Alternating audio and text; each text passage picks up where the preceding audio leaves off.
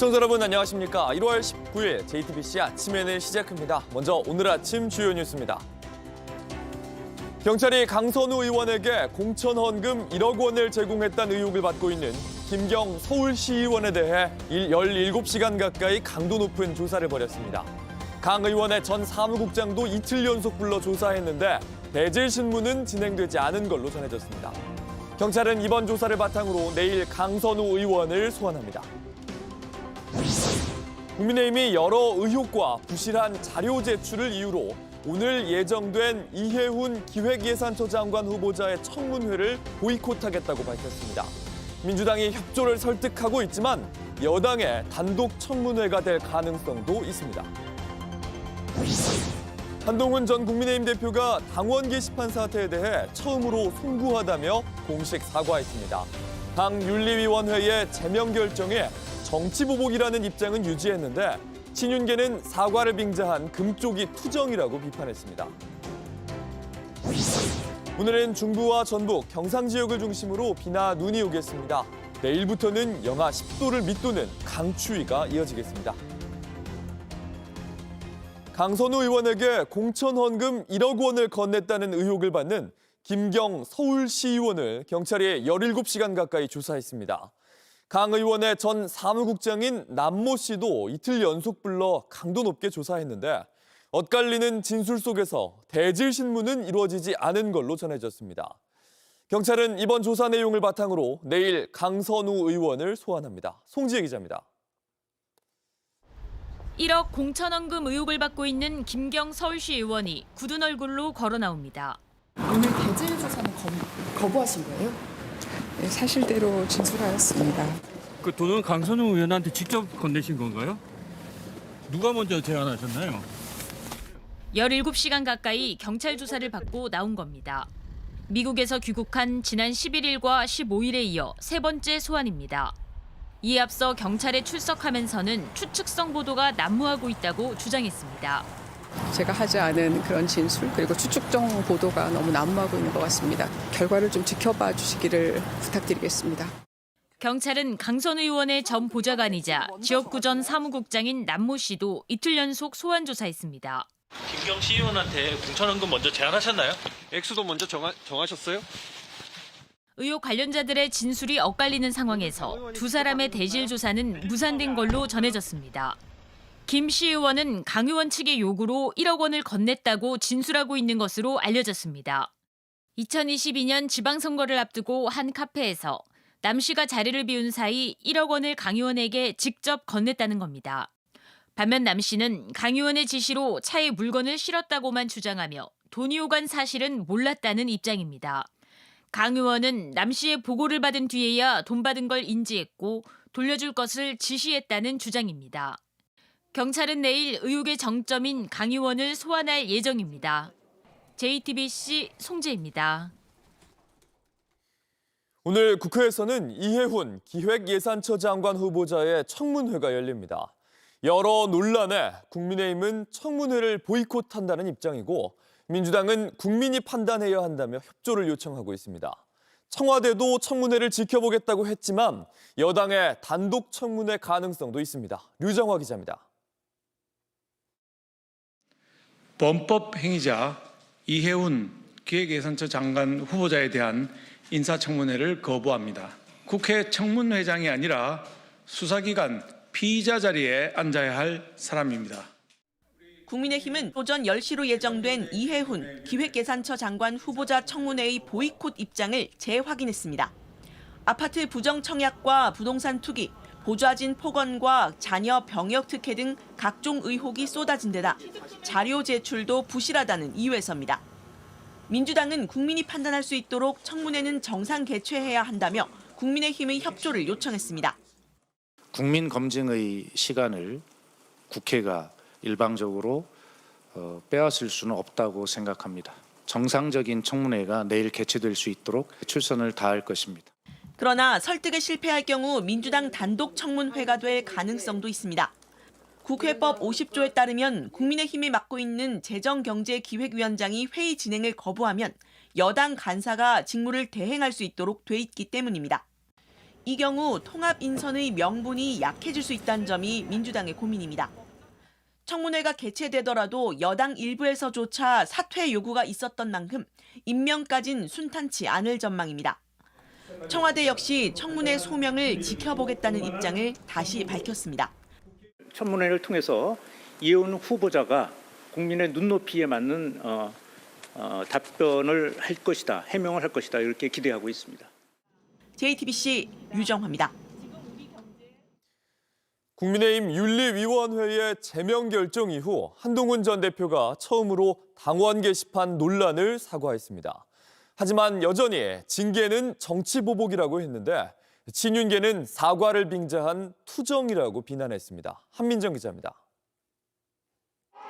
당 윤리위원회의 제명 처분은 또 다른 계엄이라고 반발했던 한동훈 전 국민의힘 대표가 사과했습니다. 상황이 여기까지 오게 된 것에 대해서 그리고 국민 여러분과 당원들께 걱정을 끼쳐드린 점에 대해서 당을 이끌었던 책임 있는 정치인으로서 송구한 마음입니다. 당원 게시판 사태가 벌어진 뒤 첫 공식 사과입니다. 그러면서도 제명 징계는 정치 보복이라고 비판했습니다. 저에 대한 징계는 명백한 조작이자 정치 보복입니다. 당 안팎의 반응은 엇갈렸습니다. 친한계 박정훈 국민의힘 의원은 용기를 내준 한 전 대표에게 감사하다며 이 결단이 당을 정상화하는 데 밑거름이 되길 바란다고 했습니다. 반면 장해찬 여의도연구원 부원장은 역대 최악의 사과를 빙자한 서초동 금쪽이 투정문이라고 날을 세웠습니다. 이런 가운데 장동혁 국민의힘 대표는 통일교 유착과 공천 헌금 의혹에 대한 쌍특검 수용을 요구하며 단식을 이어갔습니다. 장미 한 송이와 성경책, 독서대 등이 책상 위에 놓였고 지지자들의 응원 꽃바구니도 근처에 놓였습니다. 수척해진 모습의 장 대표는 물과 소량의 소금만 먹고 있는 것으로 전해졌습니다. 장 대표는 자유와 법치를 끝까지 지켜내겠다고 했고 내가 먼저 쓰러지면 안 된다고 결의를 다졌습니다. 김재원 최고위원도 공조 단식에 들어갑니다. JTBC 한민정입니다. 이번 주 한덕수 전 국무총리의 1심 선고로 내란 사건의 판결이 시작됩니다. 12.3 비상계엄이 내란이었는지 법원의 첫 번째 결정이 내려지는 겁니다. 심가은 기자입니다.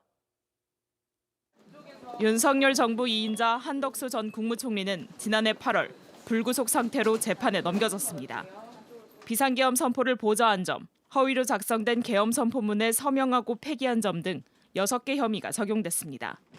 재판 과정에서 내란에 실질적으로 관여한 혐의도 추가됐습니다. 한 전 총리는 오는 21일 오후 2시 1심 판단을 받습니다. 윤석열 정부 국무위원에 대한 1호 판결이자 내란 사건 중 첫 선고입니다. 특검은 징역 15년형을 내려달라고 재판부에 요청했습니다. 본 사건은 대한민국 민주주의에 대한 테러입니다. 국가, 국민 전체가 피해자입니다. 한 전 총리는 재판 과정에서 계엄을 선포했을 당시 기억이 없다면서도 만류했던 기억은 있다고 주장해 선택적 기억이 아니냐는 비판을 받았습니다. 절벽에서 땅이 끊어지는 것처럼 그 순간 이후의 기억은 맥락도 없고 분명치도 않습니다. 절대로 동의할 수 없는 일이기에 어떻게든 대통령의 뜻을 돌리고자 노력하였으나 도저히 힘이 닿지 않았습니다. 앞서 윤 전 대통령 체포방해 혐의 사건 1심 재판부는 계엄 선포 과정에서 국무위원들의 심의권이 침해됐다고 판단했습니다. 사후에 계엄 선포문을 작성하고 폐기한 행위도 유죄로 봤습니다. 피고인이 한덕수 국무총리 및 강의구 부속실장과 공모하여 위 문서를 폐기한 행위는 대통령 기록물 관리에 관한 법률 위반죄 및 공용서류 손상죄에 해당한다고 판단됩니다. 이런 가운데 오는 21일 12.3 비상계엄이 국헌문란을 목적으로 한 내란 행위인지 법원이 첫 답을 내놓을 걸로 보입니다. JTBC 심가은입니다. 자신이 북한의 무인기를 날렸다고 주장한 30대 남성 오모 씨가 과거 윤석열 정부 대통령실에서 계약직으로 근무한 걸로 알려졌습니다. 과거 한 유튜브에 출연해서는 자신이 어떻게 보수적인 성향을 갖게 됐는지 언급했습니다. 김한수 기자입니다. 지난해 9월부터 세 차례 북한에 무인기를 날렸다고 주장한 30대 남성 오모 씨. 5년 전 류석춘 전 연세대 교수가 운영하는 유튜브에 출연했습니다. 기계공학과 학생이자 86세대를 비판한 책의 저자라고 소개합니다. 기계공학과를 공부하고 있는 대학생이고요. 그다음에 일단 이번에 586이라는 이름의 어른들이라는 책을 쓰면서 많은 분들에게 인사를 드리고 어떤 계기로 우파 정체성을 갖게 된 것이냐는 질문에는 광우병과 천안함 사건을 언급합니다. 이 다이어리가 깨졌다 이런 일이 왔던 게 중2, 3때였던 것 같습니다. 제가 중학교 2학년 때도 광우병, 이게 또 제 중학교 때 천안함 사건도 있었고요. 정교조 출신 교사들의 설명이 보수적 성향을 갖게 된 결정적인 계기였다고도 했습니다. 근데 정교조 선생님들이 그때마다 완전히 다른 말씀을 하셨던 것 같아요. 맥락이 안 맞. 기억이 나요. 네. 그래서 이거는 우리 정부가 뭐 어떻게 한 거다.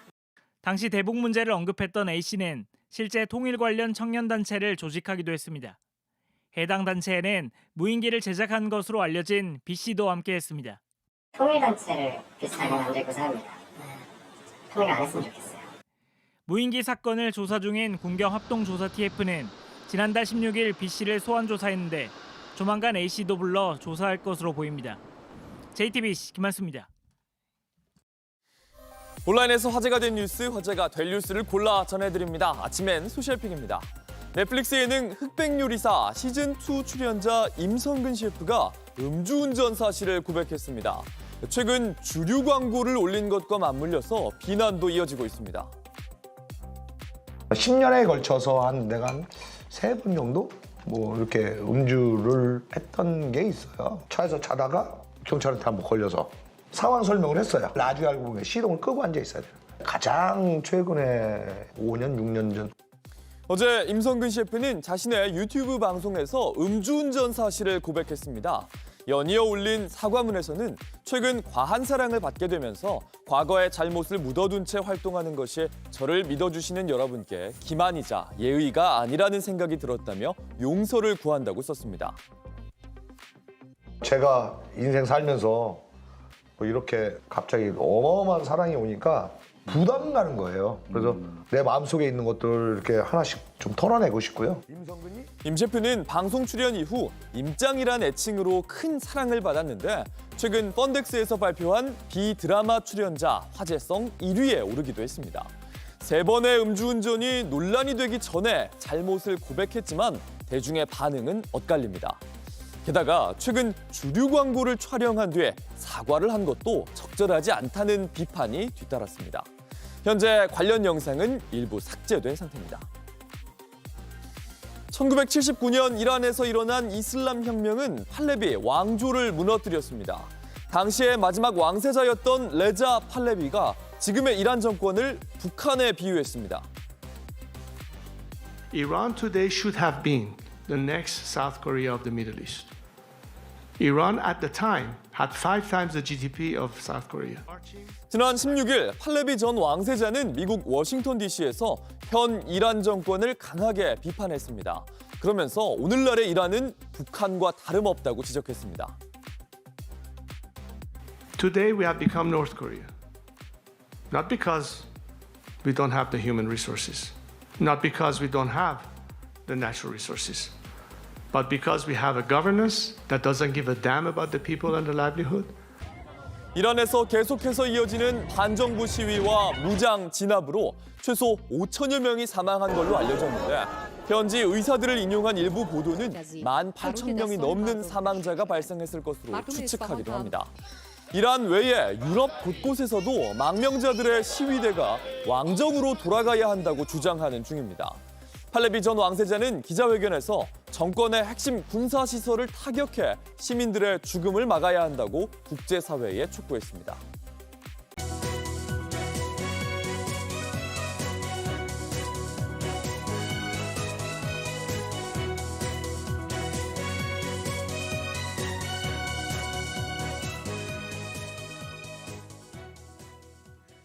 덴마크령 그린란드를 놓고 미국과 유럽의 갈등이 격해지고 있습니다. 미국의 재무장관은 유럽은 결국 미국이 필요하다는 걸 깨닫게 될 거라며 압박하고 있는데 유럽도 관세 보복을 검토하면서 대서양 동맹이 균열의 조짐을 보이고 있습니다. 워싱턴 김형구 특파원입니다. 스콧 베센트 미국 재무장관은 무슨 수를 써서라도 그린란드를 차지하겠다는 트럼프 대통령의 의지를 엄호했습니다. 베센트 장관은 방송 인터뷰에서 그린란드가 미국 국가안보에 꼭 필요하다는 점을 강조했습니다. For over a century, American presidents have wanted to acquire Greenland, and what we can see is that Greenland is the essential to the U.S. national security. We're building the Golden Dome, the missile system.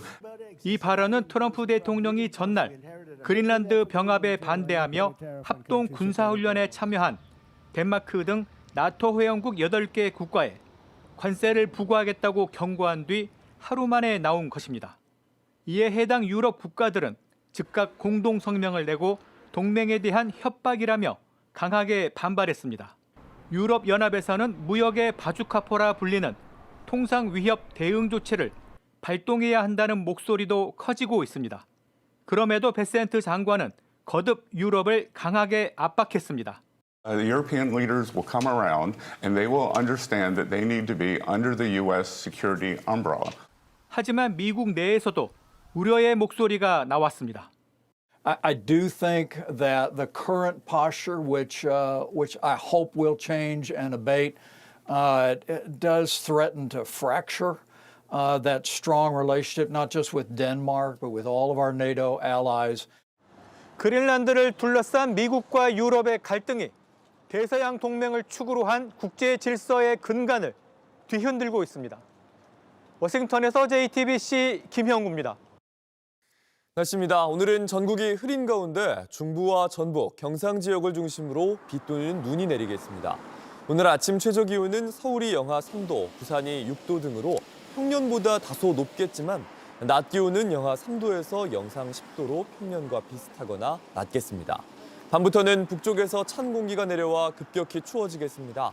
내일 아침 최저 기온이 올겨울 들어 가장 낮은 영하 17도까지 내려가는 등 이번 주 내내 영하 10도를 밑도는 강추위가 이어지겠습니다. JTBC 아침 N을 마칩니다. 내일도 7시 반에 아침을 열겠습니다. 시청해주셔서 감사합니다.